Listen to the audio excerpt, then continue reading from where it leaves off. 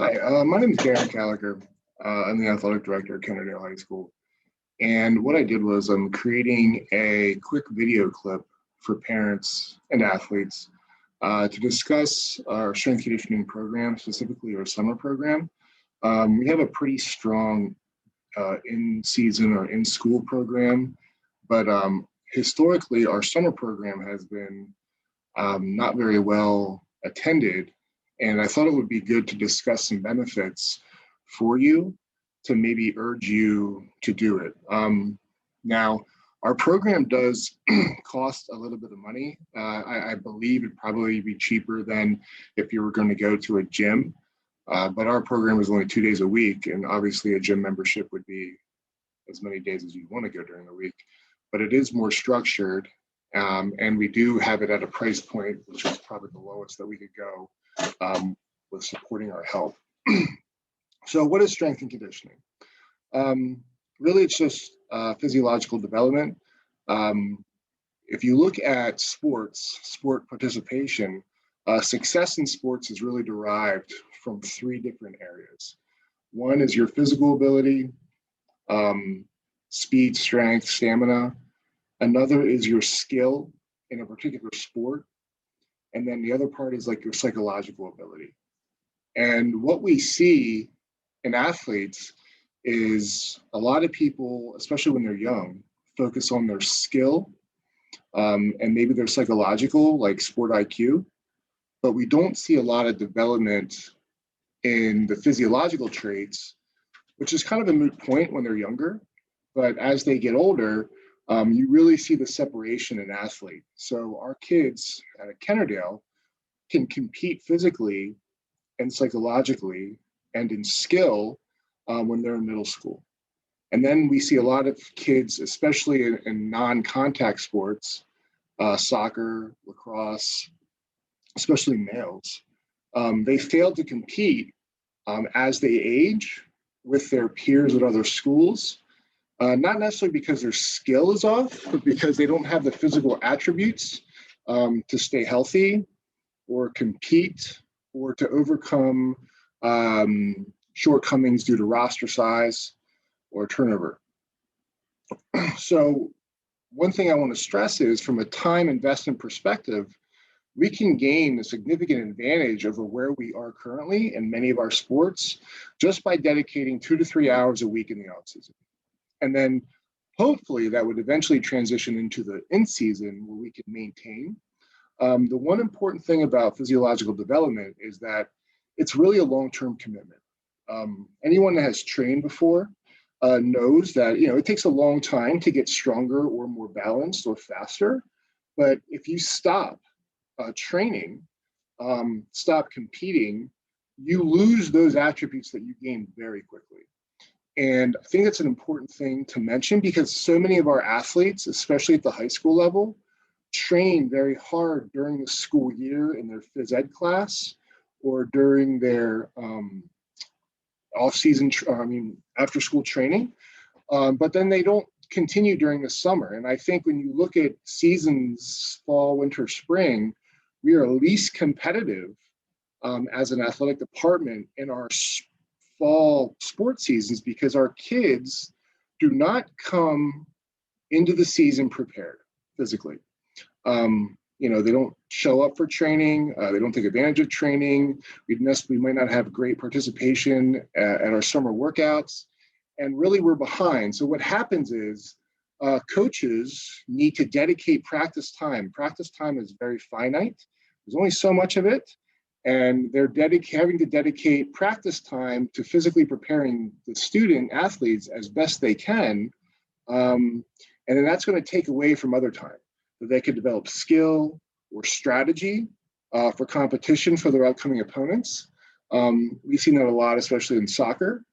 So if we had athletes that were more committed to physiological development in the off season, primarily in this case, the summer, I believe that our teams would be in a much better position to compete when they start the season. So what is our focus? So when people hear strength conditioning, they think we just want to go lift a lot of weight and they think of like bench pressing a lot, which could be relevant. Most likely it isn't. The first thing we want to do is create a structural balance. So most of our nagging injuries that we see are due to structural imbalances. So our primary objective is to create structural balance, especially in the shoulder girdle region and the hip region, so we don't develop nagging injuries due to deficiencies in movement. Another focus is neuromuscular efficiency, just basically that connectivity between a brain signal to a muscle that basically tells us when to go. Recruiting a higher recruitment rate of muscle fibers neuromuscularly, it makes a big difference on an athlete's physical ability and speed and agility. Physical strength is obviously a part of it. I mean, speed, when you break what speed is down, it's just force into the ground. So if we can be stronger and generate more force, we can be faster, more explosive, perhaps more agile. And then agility and speed are part of it. And aside from force into the ground, speed and agility also, there's a technique component there that we work on, and then explosive power when applicable. Every sport has some measure of explosive power, some more than others, like a thrower or a jumper in track and field, they're very explosive and powerful, whereas a cross-country runner might not need as much power development, although they would still benefit from some explosion at the end of the race or in certain parts of the race. So this is basically our focus. I mean, our focus isn't to make kids bigger or gain weight. Obviously, some hypertrophy is associated with physical training, and that's okay. But ultimately, if we can just get some better structural balance and neuromuscular efficiency, we're going to really help our athletes. So there's some psychological benefits too to strength conditioning. There's confidence, team cohesion, especially when the team trains together.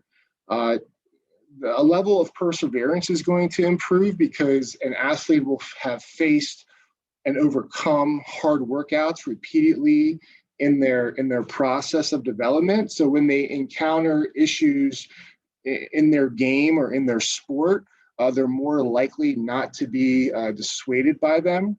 The whole goal setting framework is very much ingrained in strength and conditioning because we want to create numbers for kids to target and work toward. And then just a growth mindset is a big benefit from strength and conditioning because they're always understanding that they are never a finished product. They're always striving to improve.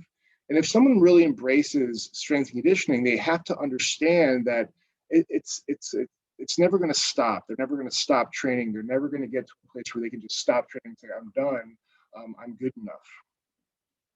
So direct outcomes, creating a structural balance will directly improve our injury rates.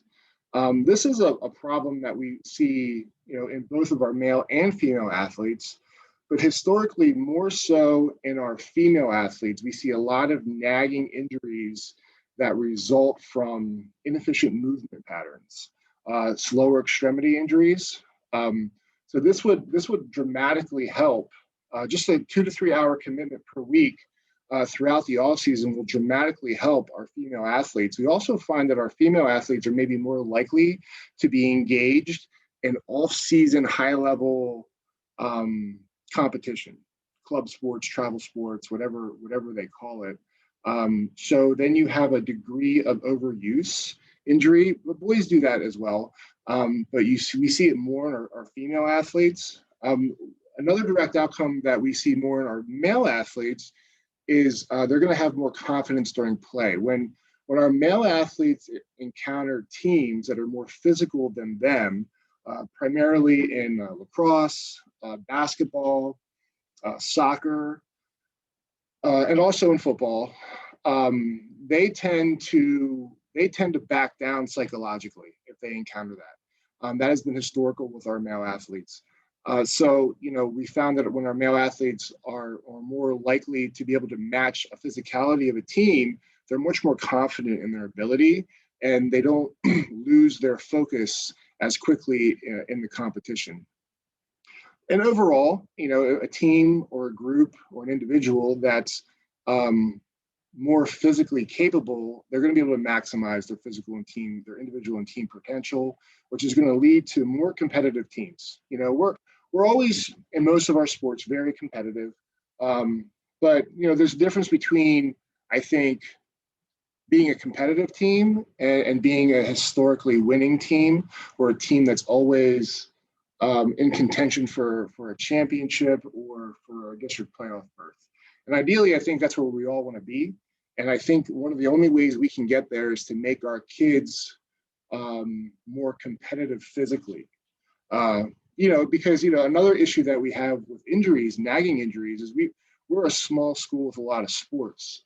So we don't have a lot of depth on our team, and a lot of our teams, we have very few kids to sub in to give kids breaks, and that can be a problem, and we can address that problem to some degree if we can make the kids that are better, that play more often, healthier, so they need less rest, but also to make those mid-level kids more competitive, so they can get more playing time and give the other kids more rest. So it's a twofold way that we can make more competitive teams.